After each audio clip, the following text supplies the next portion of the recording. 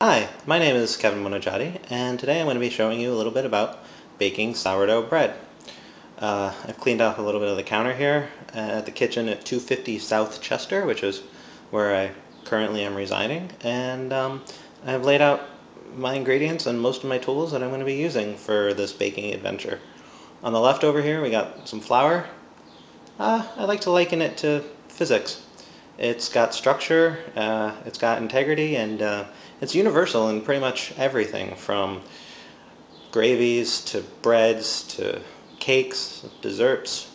In the middle, we have some water. I'll get back to that in a little bit. On the right over here, we have flour, some salt though, and I like to think of that as the chemistry of the situation.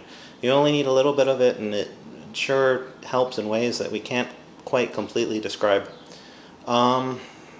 For anyone who's baked bread before or who knows anything about bread, you may be wondering, well, how is this going to rise? And for that, we have what's in this jar right here. No, it's not a jar of Vlasic kosher dill whole pickles. It is, in fact, my sourdough starter. It's taken some patience and a little bit of work, but it's rewarded me in ways that few things in the culinary world ever have.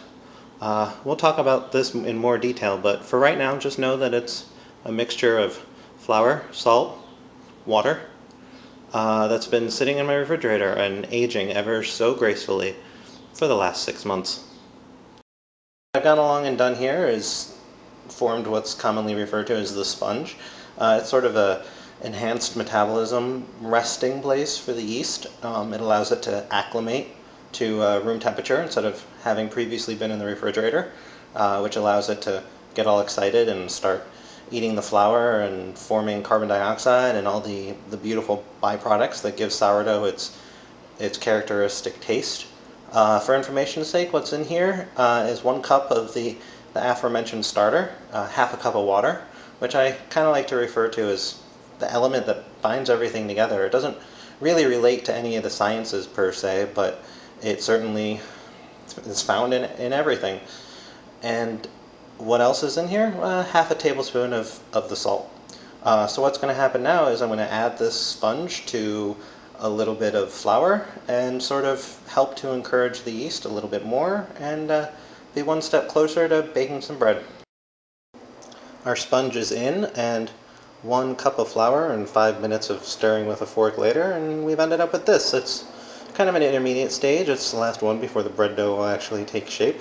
Gives us one last chance to make sure that the flour is evenly distributed throughout what is generally a liquid in here. Definitely not a Newtonian fluid by any stretch of the imagination. If you look at the center, you can see 1 small air bubble that's slowly forming in there.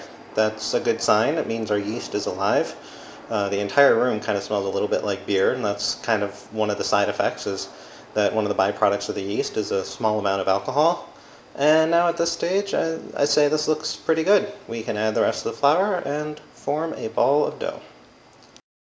1.5 cups more flour and a couple more minutes with a fork, and you can see that our ball of stuff has changed form entirely. This may look pretty dry. It doesn't look like it's going to form into a dough, but in fact you have to remember that the center is much more moist than the surfaces, so there's a lot of water waiting to grab onto this flour and start forming those gluten chains. It's going to end up in beautiful, beautiful bread dough. So yeah, this is what I got. I wish I could show you guys the kneading process. Unfortunately, I'm kind of a one-man band right now, so when the bread dough is formed, we'll come right back. Okay, I lied. Didn't exactly absorb all the flour that I set out for it, but that's part of bread baking. Gotta be flexible. Some days are going to be warmer, some days are going to be cooler, some days are going to be more humid, less humid. Who knows how your starter is going to react when you take it out of the fridge. Bread baking isn't an exact science. It's part of a balance to finding out how all the ingredients form to get your dough to look kind of like this. I think that's one of the reasons that I enjoy it so much. But getting back to the point, the bread dough we got here is nice, it's smooth, and it springs back when you poke it. That right there is what it's supposed to do. Kind of like a baby's bottom, or at least that's what my fiance says. So now that it's ready, let's throw it in. Let's throw it in a bowl and cover it in some oil. Okay, kids, I may have given the impression that this was fun, but that doesn't mean that it requires a little bit of patience. This dough's got to rest. How long, you might ask? About 8 hours. Don't worry, you won't have to sit here and watch it. I'll cut to some other stuff that'll be slightly more exciting. But yeast has got to grow, air bubbles have got to form, flavor has got to develop, and the only thing that's going to do that is time. So, I'm going to cover this with a damp towel, and we'll revisit it in the morning. Enjoy the show. Yeah, one more thing. Never forget to feed your starter. After all, you baked with her, so you gotta feed her again, so that she'll remain happy and keep doing great things for you. So, to compensate for the 1 cup that I used, I added 3/4 of a cup of flour and 3/4 of a cup of water back in here. I'm gonna give her a stir and put her back in the fridge. Here we go. It's about 8 hours later, and if we look underneath the towel, our bread appears to have doubled in size. What's the next step? Well, process called punching it down. Basically, we want to redistribute all the air bubbles that are in here to be evenly distributed and give the bread one last time to proof on the counter, what it used to be called. It was a proof to make sure that your yeast was working. And 4 hours from now, it'll finally be ready for baking. Alright, well, it's the next morning. On the right, you can see our bread has risen yet again. It's the last time it's going to be rising. Now it's time for baking. On the left, we have the baking receptacle of choice. It's a number 7 Griswold cast iron skillet, manufactured 50 years ago, probably longer.